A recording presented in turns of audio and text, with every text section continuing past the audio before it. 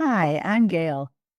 Hi, I'm Catherine. Welcome to Women Over 70, Aging Reimagined, our award-winning weekly podcast. Visit womenover70.com to learn how you may become involved and join Aging Reimagined Circle. Enjoy free participation in our online monthly programs.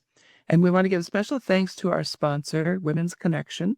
It's a nonprofit women's group with chapters around the country. This group is for vibrant, accomplished, life experienced women who connect around common interests. They empower each other to thrive and stick together as we travel through the stuff of life, and no matter what comes our way. Thanks for listening today. And today we have Becky Blue. She is an advocate of women aging, and we are thrilled to have you in the studio with us, Becky. So, Thank you so much, Gail. Great to be here. yes. And so Becky always knew that she would work in geriatric and faith nursing. She grew up with grandparents she adored, and Becky learned compassion at an early age. These role models influenced her appreciation for intergenerational relationships. She believed in the importance of friends from different decades and brought old people into the classroom. I loved that. Becky's memoir, Turning the Magic and Mystery of More Days, was written, she says, as she sets sail on her own aging journey and challenges readers of all ages to follow in her wake. Drawing on the author's faith and experience as a geriatric nurse, she encourages readers to blow out their birthday candles with positivity and discover the secret to welcoming rather than dreading the turning of the years.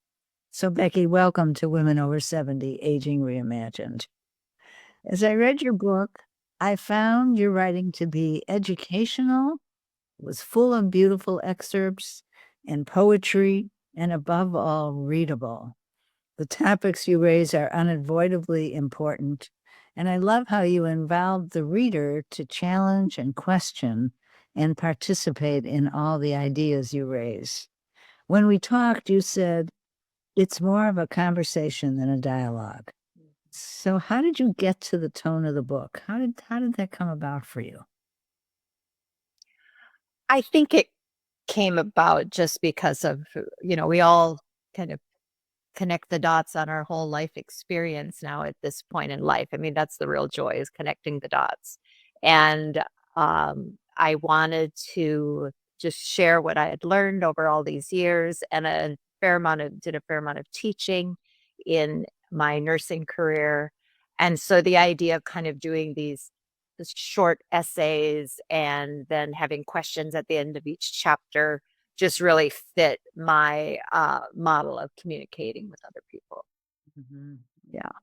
And so what messages do you hope people will take away from reading your memoir? Well, first, I use the word memoir very loosely, but I I really want people to see it as a handbook. I want them to just pick it up, maybe multiple different times. Maybe they don't read it through in one sitting, but it's the kind of book that may sits on the nightstand, and when you need a little oomph to pick it up and read a chapter, it doesn't have to really be read consecutively through the book with the essays. But the message overall is to not be overwhelmed by this next phase of life, to really approach it with um, accepting what the magic and mystery might be ahead for you. We don't know, any of us don't know what we'll be doing tomorrow, but to just really embrace all the possibilities ahead. Mhm. For sure. And your background as a geriatric and faith nurse, tell Mhm. us a little bit about that and how it informed where you are today. Yeah. Well, my uh, decision to go into my graduate school program and to focus on geriatrics, which was, almost 40 years ago now, was really informed by, as you said, my love of my grandparents. I was surrounded by a lot of older people as I grew up, and I always found them very delightful to interact with, but I actually was kind of fascinated with the physiology of aging and what would happen as we age. So that's kind of the geriatric portion. And then I had an opportunity to go into faith community nursing, which focuses on bringing nurses into churches. And that really fit with my own spiritual background. So I was kind of bringing together all the body, mind, and spirit pieces of my nursing uh, throughout my career by working in geriatrics and then working in faith community nursing, which honestly ends up being a lot of geriatric nursing as well. So what I love about it from a nursing perspective, if you have some listeners who are nurses, they might appreciate this, is that it's the kind of setting in the community where nurses can work very autonomously and you feel like you can work directly with the client and set goals and plans together. And you don't necessarily need, like a physician directing your practice, but it can also be very interdisciplinary where you're working with occupational therapists and physical therapists and pharmacists and all those people.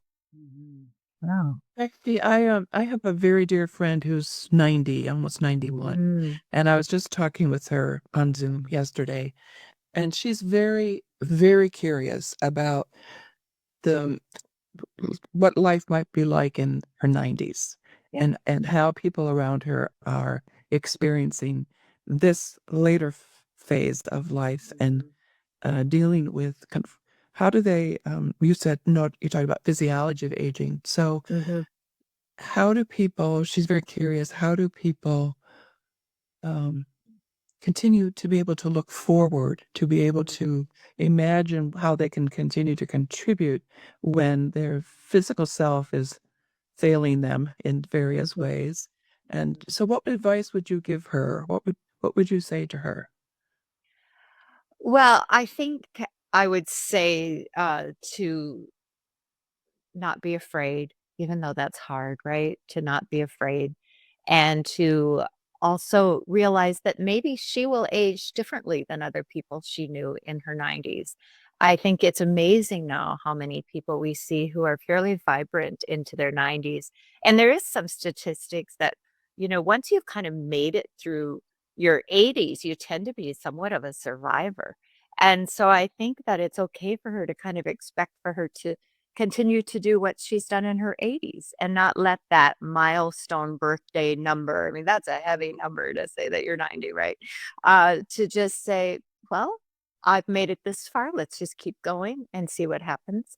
And then to your point about, how to, maybe find meaning or feel like you're contributing. Uh, I think, again, I always look at clients as body, mind, and spirit. And yes, maybe that body is, kind of turning on you, so to speak.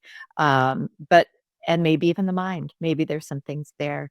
But the spirit, I think people tend to become more spiritual as they age. And so they might resonate more with deep conversation, with beautiful music, with a worship time, however that might look for them.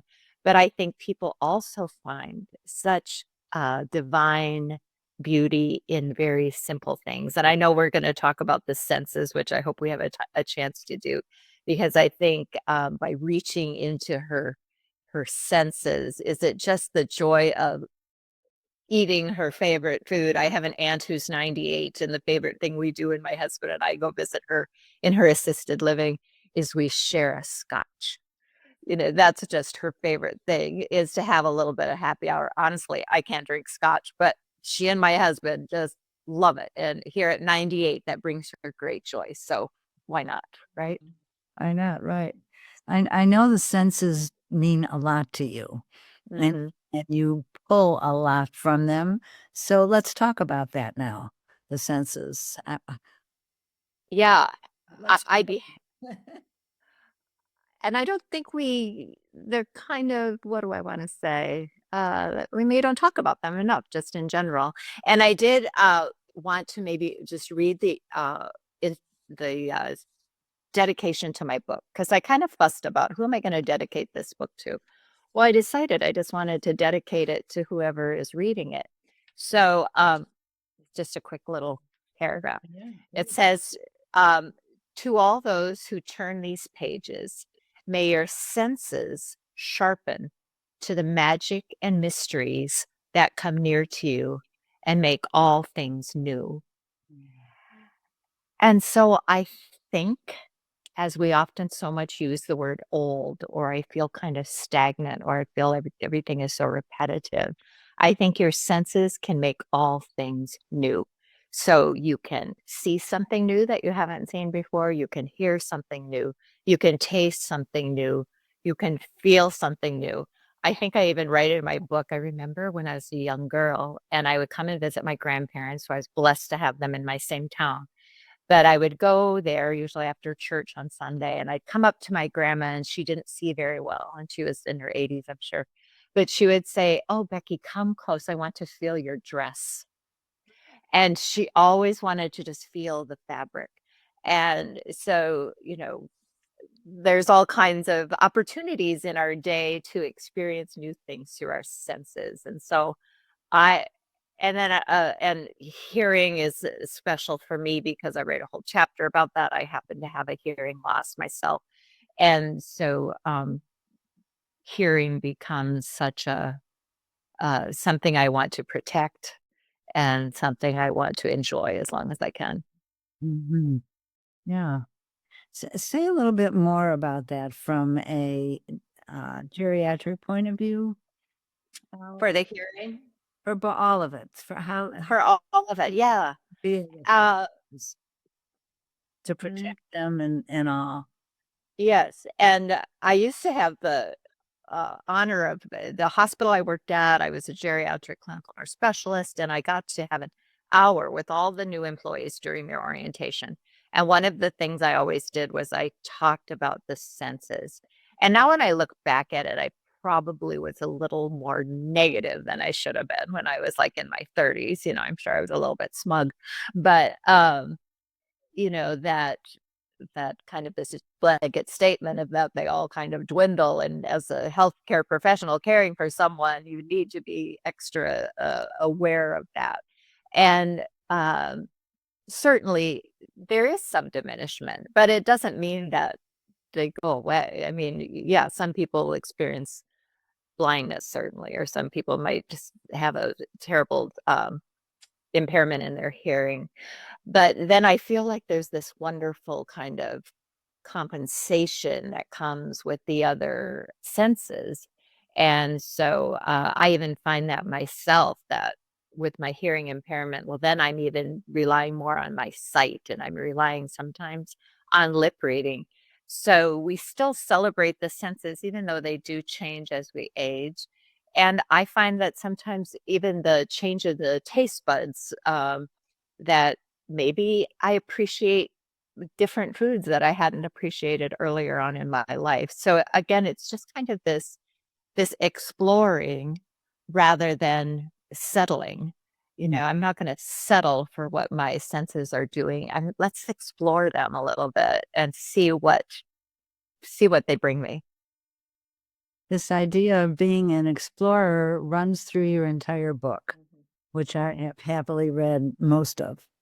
And so talk a little bit more about the explorer's mindset and why it's so important Yeah. at the age.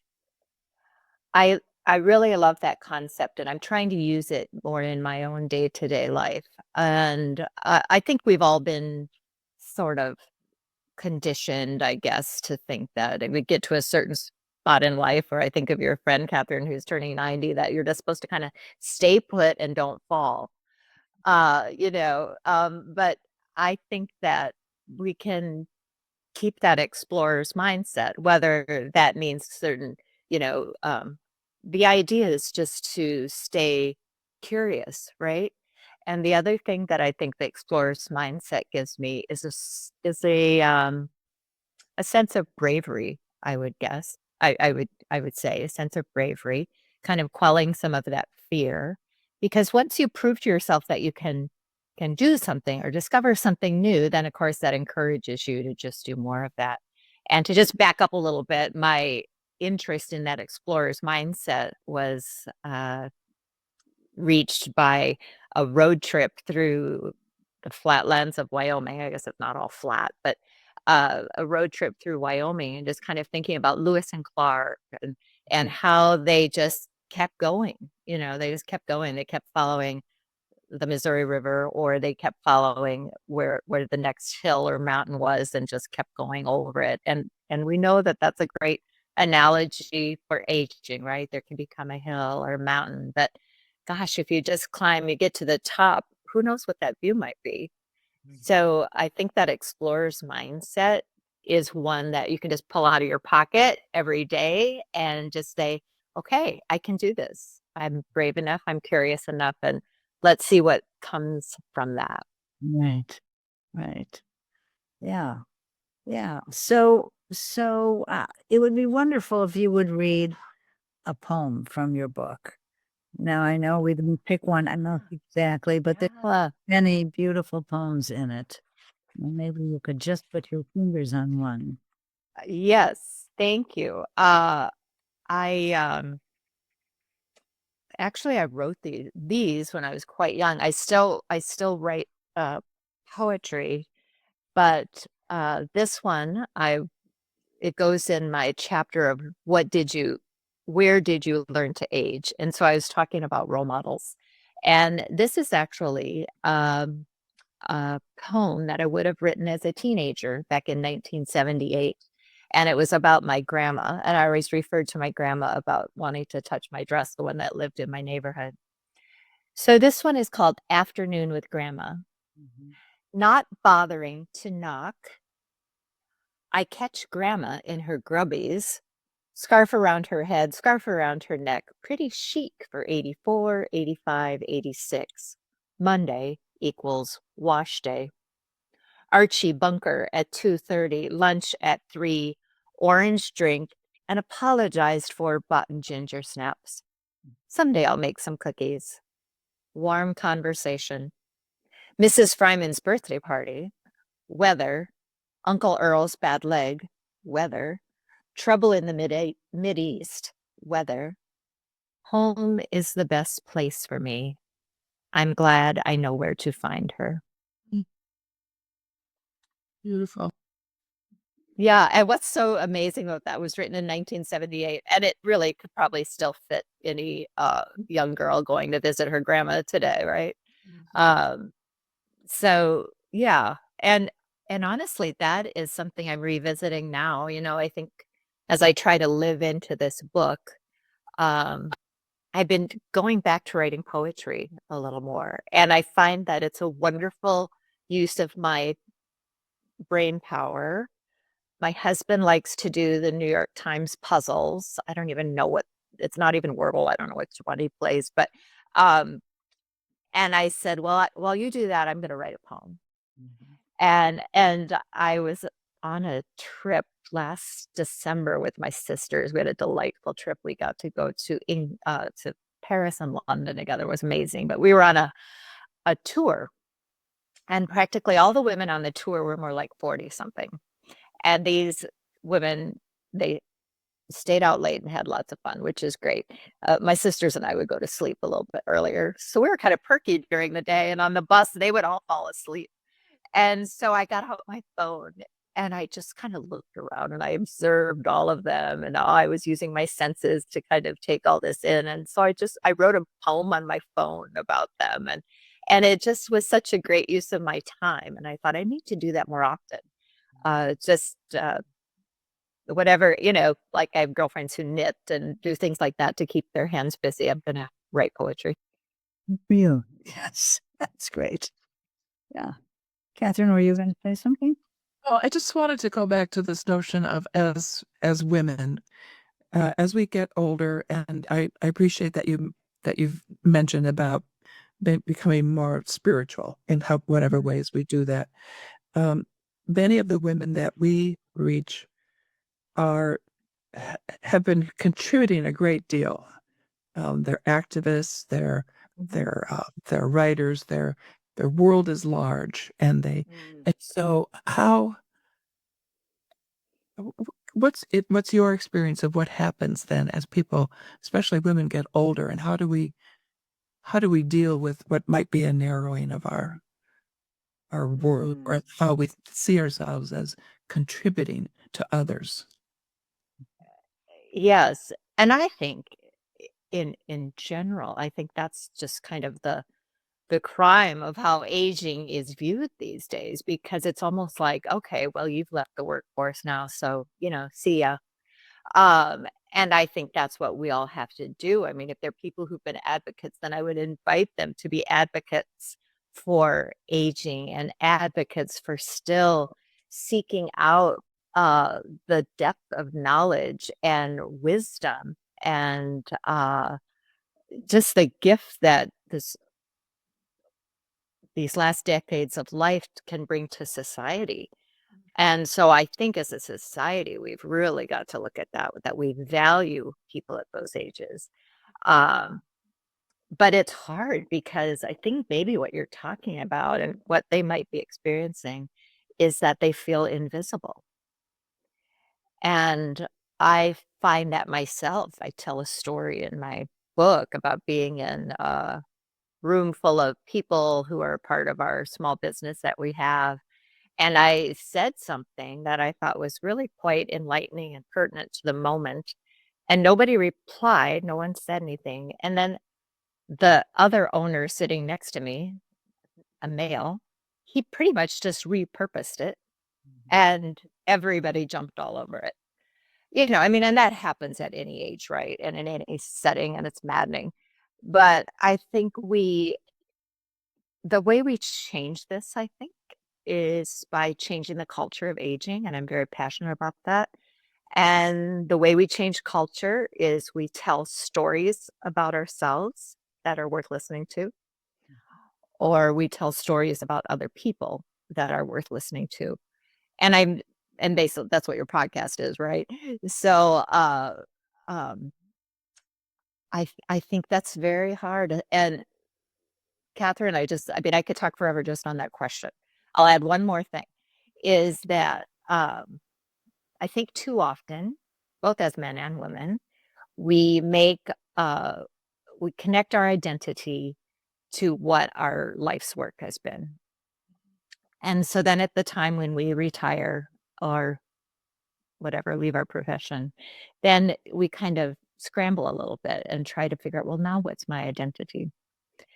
And so for me personally, when you mentioned spirituality, for me, even at a younger age, I try to constantly, Emily, this is difficult, that to see my identity as a child of God. But as a person of faith, that's what I say. And so then at those times when when I feel ignored or feel like people aren't listening to me, I still have that bigger picture of my life. So, do you think about your own age? Do I'm sorry, Gail, can you repeat that, please? you think about your own aging? I do. And I definitely do. And I probably it's kind of double, like in a way I think about it, and the other way I think, okay, I want this to just be irrelevant. I don't even want to have that word, right? Somebody asked me that last week about, what do you hope aging looks like in many years, in 10 years from now? And I said, I hope we don't even talk about it. I just want it to be its life because the other night I was out on the town and some young friends, and one of the girls said, Becky, what age does aging start? And I said, 0.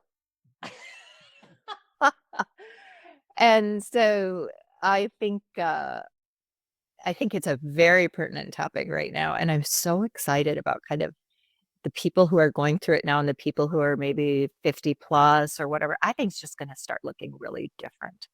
And so I want to role model what I talk about in the book, just kind of this embracing aging, as there's a lot of magic, there's a lot of mystery, uh, and let's do this together. Tell us again the name of your book and how do we find it? The name of the book is Turning the Magic and Mystery of More Days, and it is on Amazon. It's on Barnes and Noble, and it's at my publisher, Mascot Publishing. Wonderful. Well, thank you very much for this. We really appreciate you being here. Indeed. I'm really looking forward to reading your book too. So, listeners, we would like to see more of you at our monthly online programs and make your voice heard as we change the conversation about women aging. Visit Aging Reimagined Circle at womenover70.com. And if you enjoy our Women Over 70 podcast, we'd like you to check out Older Women and Friends at janeleader.net. That's Jane, LEDER.net. Jane and her guests take a deep dive into the joys and challenges of being an older woman in today's society. Thanks again for listening.